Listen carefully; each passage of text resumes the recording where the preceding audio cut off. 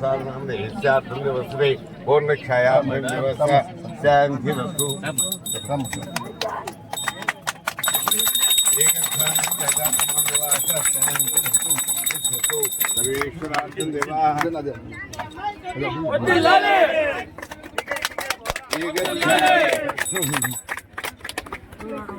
पुष्पार्थमयं देवा ब्रह्मस्मृते अज्ञानवर्धन्तं जयचाक्षमां देवा देव आक्षार्थयं देवा ब्रह्मस्मृते दिव्य तेजस्वनो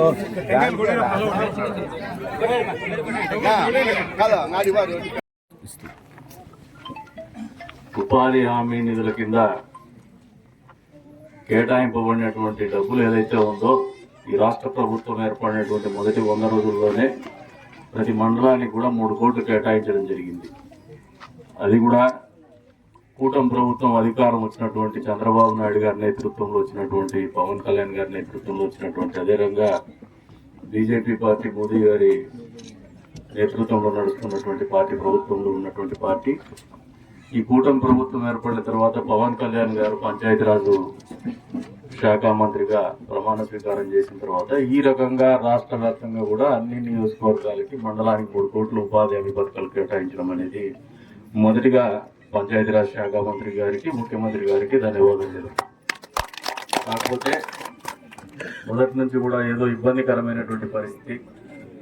మండలంలో 3 కోట్లు ఇచ్చినప్పుడు పాపం 2,60,00,000 దీన్ని గ్రాంట్ పెడతానే మిగతా నాయకులంతా గ్రామాల్లో గగ్గోలు పెట్టారు.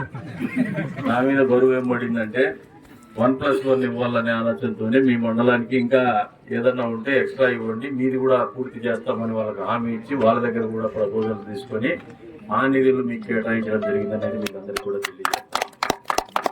ఈ మాట ఎందుకంటే రాజకీయాల్లో మీరు ఒకసారి గమనిస్తే ఎవరు కూడా 5 ఏళ్లకు మించి నియోజకవర్గంలో రాజకీయాలు చేయలేకపోతున్నారు. సుదీర్ఘకాలం పాటు రాజకీయాల్లో ఉండేటువంటి పరిస్థితులు నాకే కల్పించారు మీరు అందరూ కలిసి. సమస్యల మీద, ఈ ప్రాంతంలో ఉన్నటువంటి సామాజిక వర్గాల మీద, వాళ్ళ ఆర్థిక స్థితిగతుల మీద, భౌగోళిక పరిస్థితుల మీద, మౌలిక సదుపాయాల మీద పూర్తి స్థాయి అవగాహన ఉన్నటువంటి వ్యక్తిగా ఎవరైతే వర్గాలు మనకు మొదటి నుంచి వెన్నుదన్నుగా నిలిచినారో, ఏ వర్గాలైతే నిర్లక్ష్యానికి గురవుతూ వస్తూ ఉన్నాయో, ఇప్పటికీ సమాజంలో వెనుకబాటుతనానికి గురవుతూ వస్తున్నారో ఆ ప్రాంతాలు అభివృద్ధి చేయాలనే ఆలోచనతోనే ఎన్నికల సమయంలో కూడా మీ అందరికి కూడా ఒక హామీ ఇచ్చినాం. వచ్చే రోజుల్లో మన ప్రభుత్వం రాబోతోంది, మనం కూడా గెలుస్తున్నాం. ప్రతి ఎస్సీ కాలనీ, ఎస్టీ తాండాలకి పూర్తి స్థాయిలో మౌలిక సదుపాయాలు కల్పిస్తామని చెప్పేసి మీకు ఆ రోజుల్లో మాట ఇచ్చినాం. అందులో భాగంగా మొన్న ఉపాధి హామీ వాళ్ళ ద్వారా అన్ని మండలాల్లో కూడా ఎస్సీ కాలనీలు కావచ్చు, ఎస్టీ తాండాల్లో కావచ్చు, కావలసినటువంటి రోడ్స్ కానీ, డ్రైన్స్ కానీ, ఇంకా ఏదైనా తాగునీరు సమస్య ఉన్నా, బడి సమస్య ఉన్నా కూడా సమగ్రంగా ఒక నివేదిక బోధించమన్నాం. అది కూడా పూర్తయింది.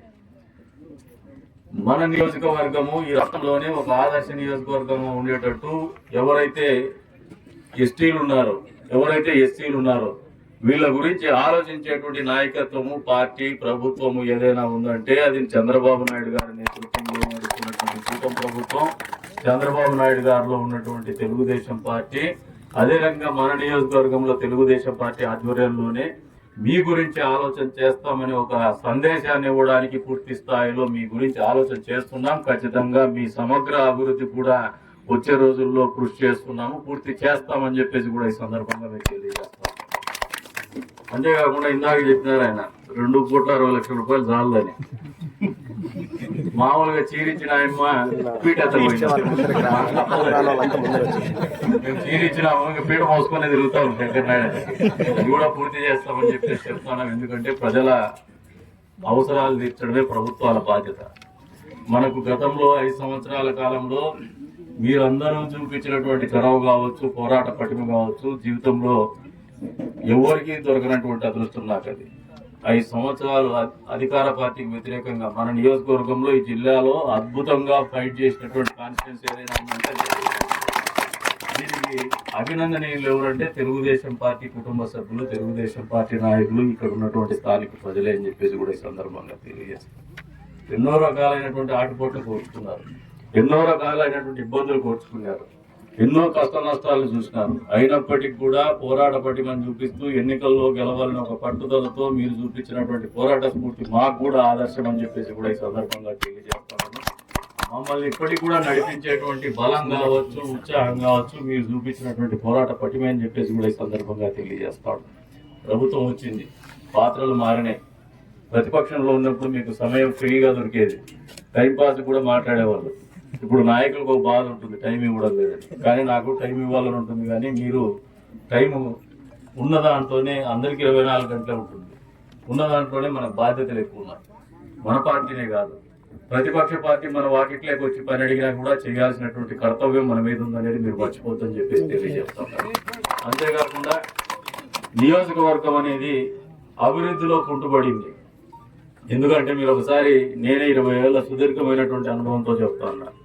ఒకసారి నేను ఎమ్మెల్యే అయినప్పుడు నన్ను మీరందరూ గెలిపించినప్పుడు ప్రతిపక్షంలో ఉన్నాం. ఆ రోజు అర్థం కానటువంటి పరిస్థితి, రాష్ట్ర విభజన జరిగేటువంటి పరిస్థితి, ఏం చేయాలో తెలియనటువంటి పరిస్థితి. సరే, రాష్ట్ర విభజన జరిగిన తర్వాత మనం 700 ఓట్లతో ఓడిపోయినాం. సరే, ఆ ఓటమి నుంచి కోలుకొని మళ్ళీ పనిచేద్దామనే మూడులో మనకు ఒక రాదా 2 కృష్ణులు వ్యవహారం వచ్చింది. మనం ఏం చేయాలో మనకు తెలియనటువంటి పరిస్థితి, మనల్ని అనునిత్యం అణచివేతకు స్వపక్షంలోనే విపక్షాన్ని చూసినటువంటి పరిస్థితి. మళ్ళీ అక్కడి నుంచి కట్ చేస్తే మనం ప్రతిపక్షంలో ఉన్నాం, పదవి లేదు, అధికారము లేదు. కానీ పోరాటం అయితే మాత్రము మనము ఎంత జీవితకాలము కావాల్సినటువంటి అనుభవం నేర్పించేంత దిశగానే ఆ పోరాటాలు జరిగినాయని చెప్పేసి కూడా ఈ సందర్భంగా తెలియజేస్తా ఉన్నాను. ఆ స్ఫూర్తి నుంచే నేర్చుకొని ఈ రోజున బాధ్యతగా ఎన్నిక కాబడిన తర్వాత కూడా మీరందరూ గమనిస్తే పక్క నియోజకవర్గాల్లో, ఈ జిల్లాలో 14 నియోజకవర్గాల్లో ఎమ్మెల్యేలకు ఎంత టైం కేటాయిస్తున్నారంటే వాళ్ళందరికంటే కూడా దాదాపు మనకు దరిదాపులు ఎవరు లేనంత సమయం నేను మీకు ఇస్తానే ఉన్నాను నియోజకవర్గానికి, నా బాధ్యత కింద. ఎందుకంటే నాకు బాధ్యత ఉంది. మీరందరూ కలిస్తేనే నేను నాయకుడిగా ఎదిగిన ఆ ఆలోచన ఎప్పుడు కూడా నాకు నిరంతరం ఉంటుంది. మీరు అర్థం చేసుకోవాల్సింది ఏమంటే, మామూలుగా అధికారం వస్తానే నాయకులు దూరం అవుతారు, ఎమ్మెల్యేలు పలకరింపు ఉండదు, ఎమ్మెల్యేలు దొరకరు అని చెప్పేసి ఆలోచనతో ఉంటారు. అందరి కోసం బతకాలనే ఉన్న ఆలోచనతో ఉన్నాం, అందరి కోసం పనిచేయాలనే ఆలోచనతో ఉన్నాం. మీ అందరికి కూడా వచ్చే రోజుల్లో నేను ఈ 100 రోజుల్లోనే చెప్తాను. గడిచిన 4-5 రోజుల నుంచి కొంచెం ఫ్రీ టైం ఇస్తాను, మధ్య మధ్యలో గ్యాప్ ఇస్తాను. తోపు తొక్కిసలాట తగ్గింది. ఎందుకంటే